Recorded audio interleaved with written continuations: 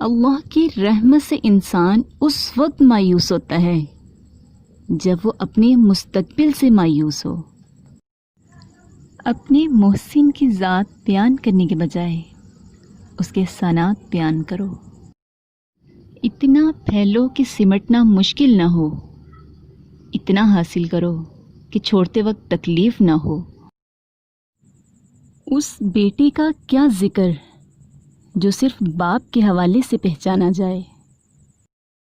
قرب جمال انسان کا حال اور خیال بدل کے رکھ دیتا ہے۔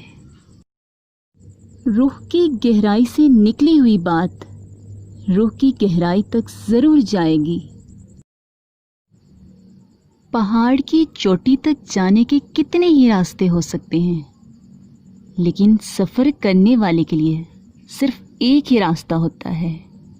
کسی مکان کو آگ لگی ہوئی ہو تو آگ لگنے کی وجوہات پر ریسرچ کرنے سے پہلے آگ کو بجھانا فرض ہے۔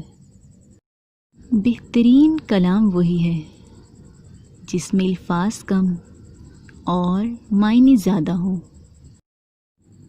اللہ نے جس ملک، جس دور اور جس زبان میں آپ کو پیدا فرمایا ہے، اسی ملک، اسی دور اور اسی زبان میں آپ کو عرفان مل سکتا ہے۔